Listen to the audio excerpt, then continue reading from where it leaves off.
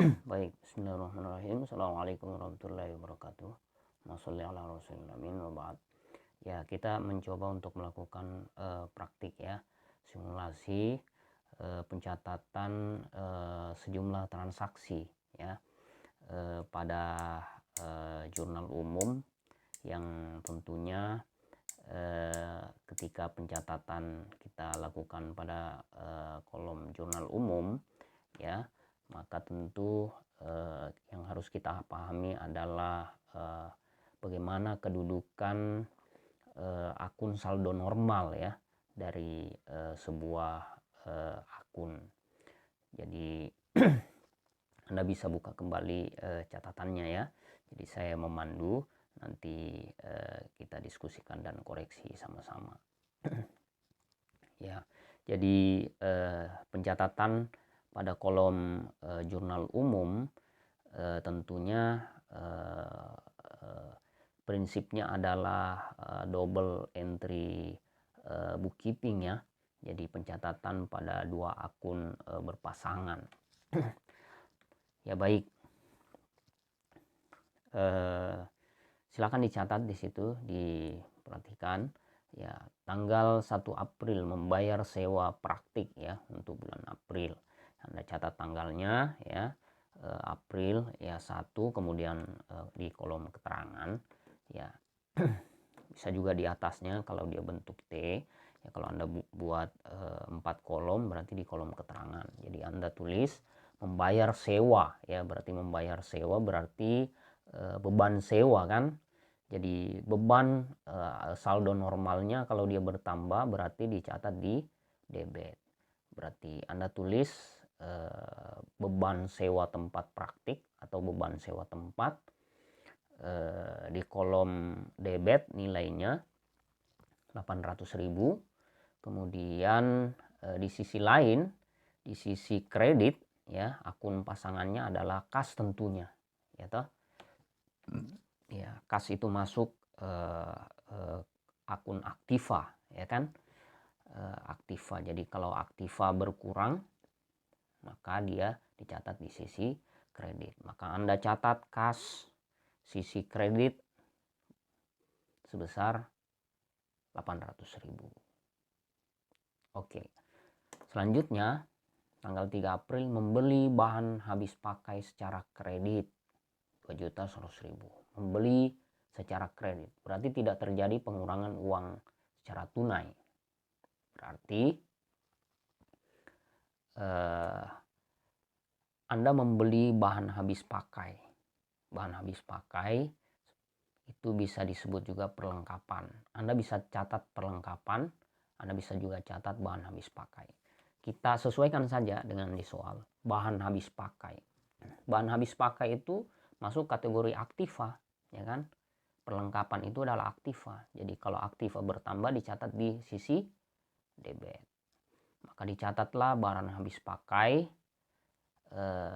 di sisi debit, dicatat duluan, kemudian nilainya dicatat di kolom debit sebesar 2.100.000. Kemudian karena pembelian ini pembelian kredit, tentu pasangannya bukan kas, tapi pasangannya adalah hutang. Jadi hutang posisi saldo normalnya kalau dia bertambah dicatat di sisi kredit. Maka dicatatlah hutang kredit sebesar 2.100.000. Selanjutnya tanggal 5 menerima kas hasil pelunasan piutang dari pasien 3.150.000. Menerima kas ya kan. Berarti kas, jadi kas itu masuk ya aktiva. Jadi aktiva bertambah maka dicatat di debit. Maka dicatatlah kas sebesar 3.150.000 sisi debit. Sisi kreditnya akun pasangannya adalah tentu apa? Piutang. Piutang itu adalah aktiva juga. Ya, karena dilunasi piutangnya, piutang itu adalah kewajiban pihak lain kepada kita. Gitu? Artinya kedudukannya di sini adalah pasien. Jadi pasien pernah datang tapi belum membayar jasa dokternya, ya toh, kan begitu. Nah, baru sekarang dibayar tanggal 5, berarti dicatat kas 3.150.000. Kemudian piutang dia sebagai aktiva yang berkurang dicatat di kredit sebesar 3.150.000. Selanjutnya tanggal 8, membeli film X-ray dan barang habis pakai secara kredit senilai 245.000. Membeli ya secara kredit. Tentu tidak terjadi pengurangan uang tunai. Ya, berarti hutang, ya kan? Nah, berarti perlengkapan klinik, ya tulis saja di situ perlengkapan atau barang habis pakai, boleh juga di sisi debit karena dia aktiva bertambah dicatat di sisi debit bertambah sebesar 245.000, ya kan? Di sisi lain transaksi kredit adalah hutang. Ya. Jadi barang habis pakai pada hutang dicatat di sisi kredit sebesar 245.000. Selanjutnya, salah satu bahan habis pakai dibeli tanggal 3 April itu rusak. Barang tersebut dikembalikan dengan persetujuan pemasok dan mengurangi utang dari Dr. Warih Pujo sebesar harga barang habis pakai tersebut. Berarti dicatat di sini terjadi pengembalian barang ya. Jadi terjadi pengembalian barang.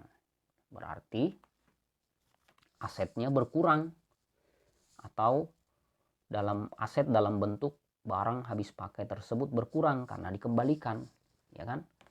Berarti karena pembelian aset tersebut itu adalah hutang, maka hutangnya juga berkurang. Berarti hutang saldo normalnya kalau dia bertambah adalah dicatat di debit, di kredit, ya toh? Nah, kalau dia berkurang dicatat di debit. Berarti karena barang yang dibeli hutang itu dikembalikan, berarti dicatat hutang posisi debit sebesar 325.000. Kemudian barang habis pakai dikembalikan dicatat di sisi kredit sebesar 325.000. Barang habis pakai tersebut berkurang, berarti dicatat di sisi kredit karena dia adalah aktiva. Aktiva kalau dia berkurang dicatat di sisi kredit. Selanjutnya, membayar utang pada pemasok. Membayar berarti terjadi pengurangan hutang dan terjadi pengurangan kas, ya kan? Sama tadi. Jadi hutang dicatat di sisi debit 1.250.000, hutang berkurang dicatat di sisi debit. Kemudian kas dicatat di sisi kredit sebesar 1.250.000. Selanjutnya tanggal 17, membayar perpanjangan asuransi properti dengan masa perlindungan 6 bulan. Membayar berarti terjadi pengurangan uang tunai. Berarti yang dibayar ini adalah asuransi properti. Berarti beban. Jadi beban tulis di situ ya, Anda tulis beban asuransi properti sisi debit ya. Beban kan kalau bertambah dia dicatat di sisi debit ya. Sebesar 370.000 karena ini membayar berarti kasnya berkurang 370.000 sisi kredit. Selanjutnya tanggal 20 menemukan bahwa saldo akun kas dan hutang per 1 April kelebihan catat sebesar 200.000 ya. Berarti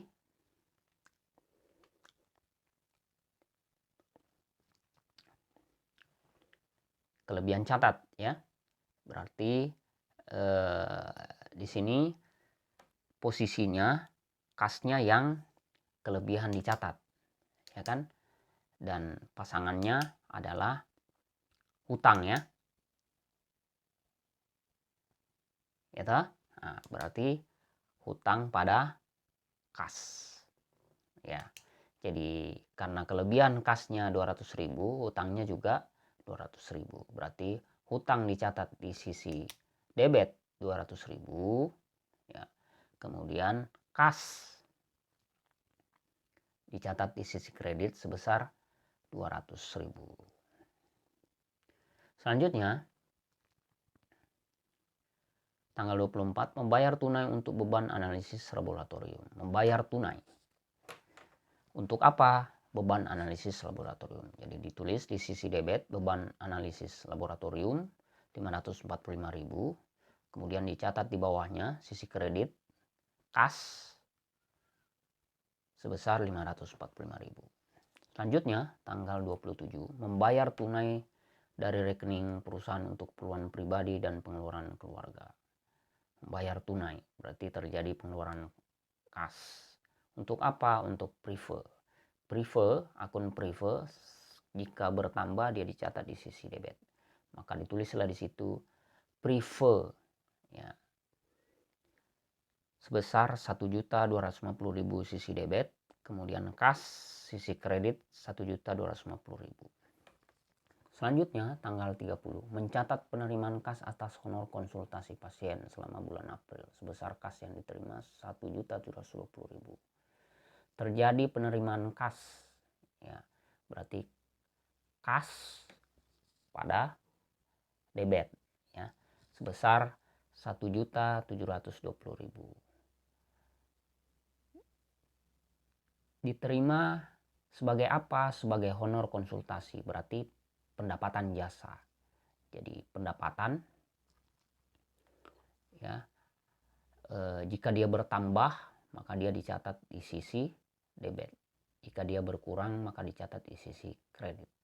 Jadi pendapatan jasa sisi kredit sebesar 1.720.000. Selanjutnya tanggal 30 membayar gaji resepsionis dan suster. Membayar gaji berarti terjadi pembayaran tunai untuk gaji resepsionis. Berarti beban gaji resepsionis dan suster sisi debit 1.725.000 karena dibayar tunai. Berarti kas sisi kredit 1.725.000. Selanjutnya tanggal 30 membayar berbagai beban utilitas. Membayar berarti beban ya. Jadi tulis di situ beban listrik, air dan telepon sisi debit 360.000. Kemudian akun pasangannya adalah kas berkurang sisi kredit 360.000. Tanggal 30 selanjutnya mencatat honor konsultasi yang belum dilunasi oleh sebagian pasien selama bulan April. Mencatat. Ini honor konsultasi berarti dia pendapatan. Tapi karena di sini belum diterima uangnya, berarti dicatat dia sebagai piutang. Piutang itu adalah aktiva. Jadi aktiva kalau dia bertambah dicatat di sisi debit. Ya. Berarti piutang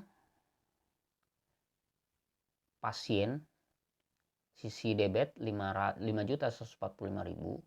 di sisi kredit pendapatan jasa sebesar 5.145.000. Tanggal 30 selanjutnya membayar beban lain-lain. Membayar beban secara tunai tentu. Berarti dicatat di sisi debit beban lain-lain 132.000, di sisi kredit akun pasangannya kas 132.000. Ya, dicari jumlahnya. Jadi demikian ya kasus praktek kita untuk jurnal umum. Sekian, semoga bermanfaat. Sukses selalu, sehat selalu. Assalamualaikum warahmatullahi wabarakatuh.